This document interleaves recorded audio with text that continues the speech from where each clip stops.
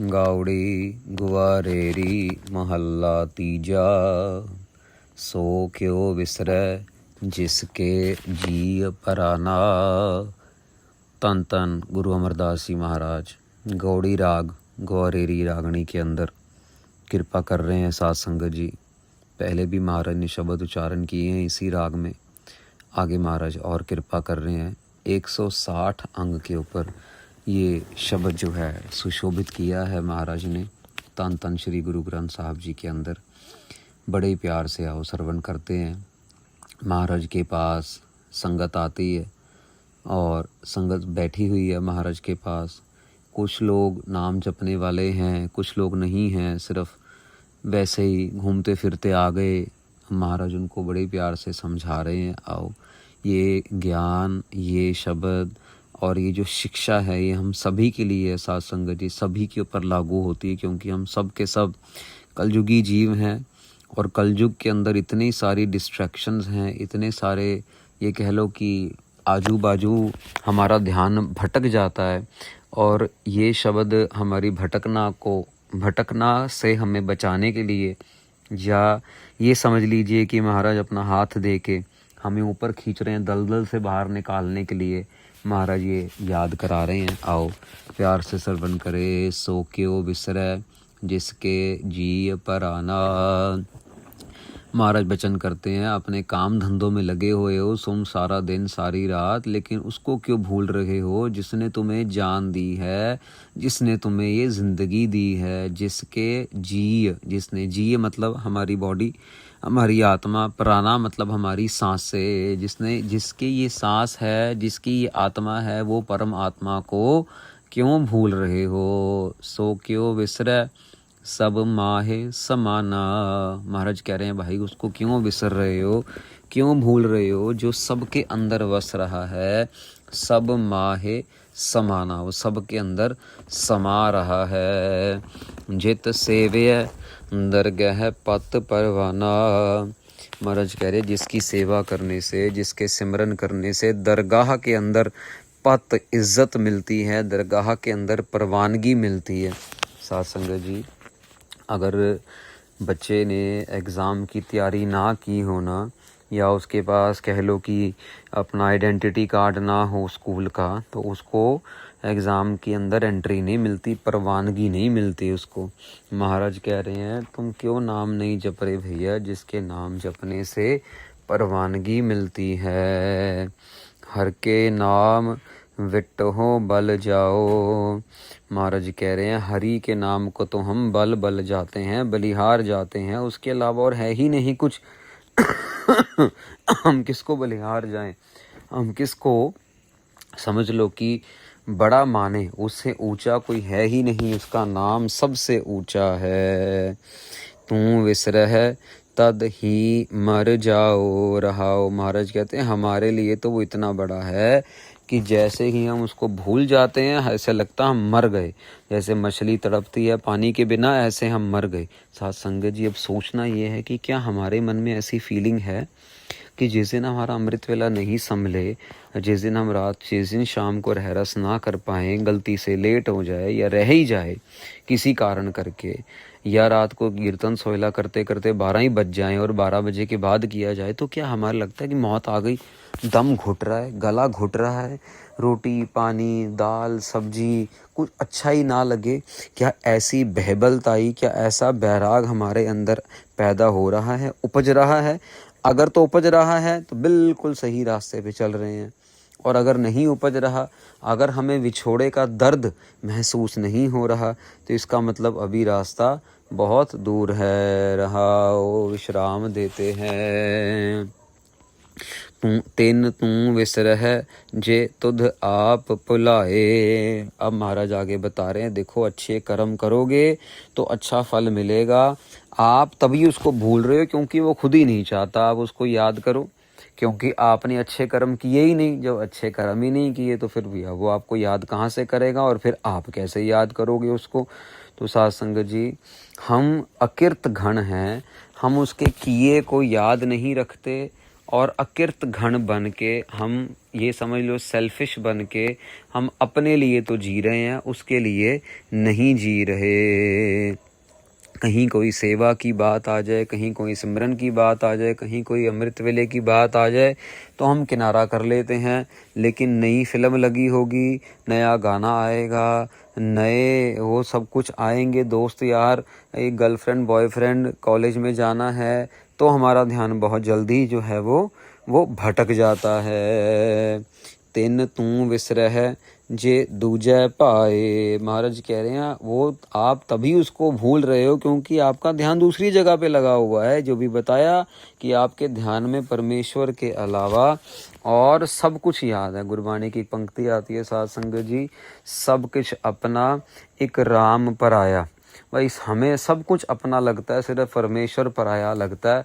मतलब यहाँ तक कि जो चीज़ें अपनी नहीं भी हैं ना, वो भी हमें अपनी लगेंगी, लेकिन जो सबसे अहम चीज़ अपनी होनी चाहिए वो हमें अपनी लगती नहीं है। मनमुख अज्ञानी जो नी पाए। फिर जब भूल जाते हैं, जो मनमुख हैं, जो अज्ञानी हैं, वो भूल जाते हैं, फिर वो जूनियों में भटकते रहते हैं। कुत्ता बिल्ली बंदर भैंस, ये चील कौवा, ये पेड़ पौधे, ये पहाड़ इत्यादि, सांप बिच्छू, बस बनते रहते हैं, लिस्ट ख़त्म ही नहीं होती है।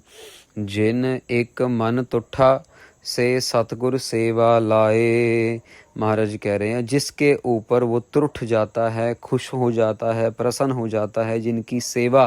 साध संगत जी पीछे ही एक बड़ा प्रोग्राम हुआ पाली गुरुद्वारा साहब में, बसों में यात्रा करने संगत आई और हमारे पास एक परिवार आता है पेन से, तो बहुत परेशान है कि उनका एक बेटा जो है वो नशा करता है थोड़ा, और हम हैरान हो गए साध संगत जी। कई बार इसको बुलाया, पहले कई बार उसको फ़ोन घुमाए और एक आधी बार वो आया भी, लेकिन हम यहाँ पे नहीं थे, दिल्ली थे।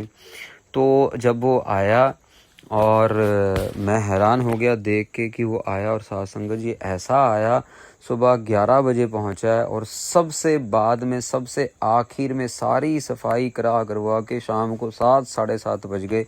तकरीबन 250 लोगों की संगत आई यहाँ पे, लेकिन वो खड़ा रहा बेचारा, करता ही रहा, सेवा करता ही रहा। सारा शरीर उसका टैटुओं से भरा पड़ा है क्योंकि बेचारा गलत संगत में पड़ गया। अब गलत संगत में जाना तो बहुत आसान है, बाहर निकलना बहुत मुश्किल है। पर मैं हैरान हूँ, महाराज उसके ऊपर इतने खुश हुए होंगे कि वो कम से कम 7-8 घंटे यहाँ गुरु महाराज के दरबार में, उनके चरणों में वो करता ही रहा सेवा। क्या जूठे बर्तनों की, क्या लंगर की, क्या वर्ताने की, क्या बनाने की, क्या धोने की, झाड़ू लगाने की, सारा लगा रहा, आखिर तक लगा रहा, बिल्कुल आखिर तक। फिर जब, क्योंकि दूर से आया था, 1.5 घंटे का रास्ता है, तो दूर से आया था तो फिर उसको वापस जाना था, तो वो निकल गया। मैंने कहा अब तू जा, कोई नहीं, ये तो भी काम बहुत टाइम लग जाएगा, ये होता रहेगा, बाकी का काम अब जाओ। तो बहुत खुशियाँ लेके गया वो साध संगत जी। यही महाराज यहाँ कह रहे हैं भाई, जिसके ऊपर वो तुठ जाते हैं ना, जिन एक मन तुठा से सतगुर सेवा लाए। तो साध संगत जी फिर महाराज ने नहीं देखा कि उसने नशा किया था या वो नशेड़ी है या अपने मम्मी डैडी की बात नहीं सुनता, लेकिन फिर महाराज ने उसको पकड़ के अपनी सेवा में लगा ही दिया। क्योंकि साध संगत जी अक्सर भला तो परमेश्वर नहीं करना है ना, अकाल पुरख वाहिगुरु जी ने ही बख्शना है हमें। इंसान तो किसी को माफ़ करके राज़ी नहीं है, इंसान तो किसी को कह लो कि बुला के राज़ी नहीं है। तो महाराज कह रहे हैं जिन एक मन तुठा तिन हर मन वसाए। सेवा ले रहे हैं और फिर जिसके ऊपर वो तुर उठ जाते हैं उसके मन में खुद वस भी जाते हैं, उसके मन के अंदर अपना भाव बसा देते हैं, अपना विश्वास बसा देते हैं। उसके मन के अंदर एक ऐसी भावना कि सारी दुनिया बस मेरे लिए कुछ नहीं है, सिर्फ वाहिगुरु ही मेरे लिए है। मैं इतना, कोई साध संगत जी याद रखने वाली बात ये है कि ज़्यादा दुख के अंदर भी इंसान जो है ना वो जाप नहीं कर सकता, भजन नहीं कर सकता, याद कर सकता है, लेकिन जो बंदगी है ना वो ना तो ज़्यादा दुख में ना ज़्यादा सुख में। सुखी में विषय विकार चिंबड़ जाते हैं।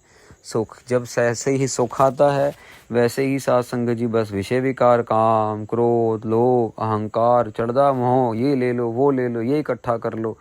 जो मध्यम अवस्था है ना, जहाँ पे ना पैसा इकट्ठा करने की बहुत ज़्यादा टेंशन हो और ना ही क्या पैसा लुट जाएगा उसकी बहुत ज़्यादा टेंशन हो। इसीलिए साध संगत जी वो अवस्था में जो है जाप करना आसान रहता है।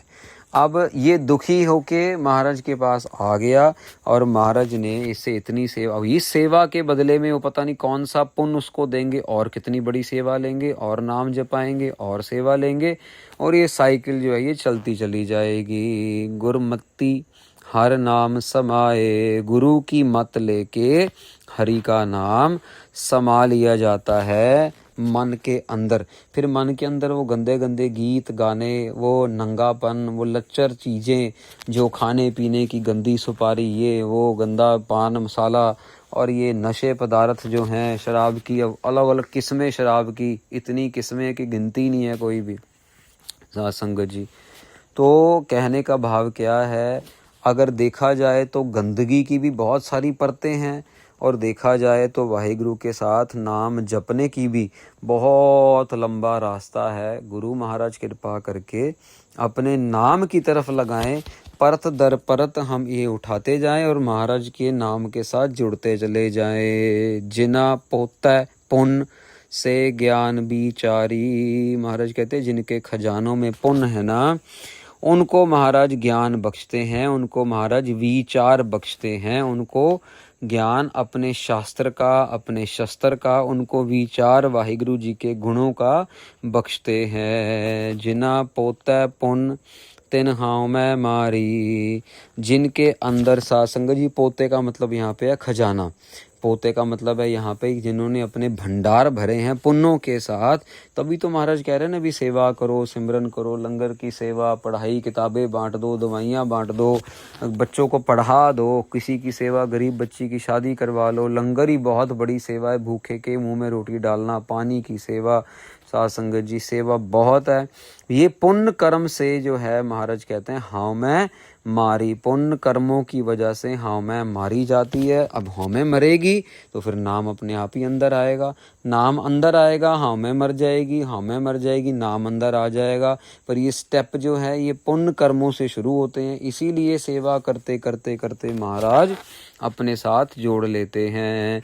पुराने समय भी साध संगत जी जो लोग महाराज के पास आया करते थे कुछ सारे तो नहीं सेवा किया करते थे, महाराज ने तो नाम के साथ जोड़ा भी। आओ उपदेश सुनो, कीर्तन सुनो, उपदेश सुनो और अपने मन को ठहराओ, अपने मन को ये काम क्रोध से बचाओ, अपने मन को भी झूठ निंदा चुगली से बचाओ और परमेश्वर के गुणों की तरफ ध्यान लगाओ। बाकी सारे काम काज अपने आप होते रहेंगे, नहीं भी होने होंगे तो भी परमेश्वर ने कर देने हैं।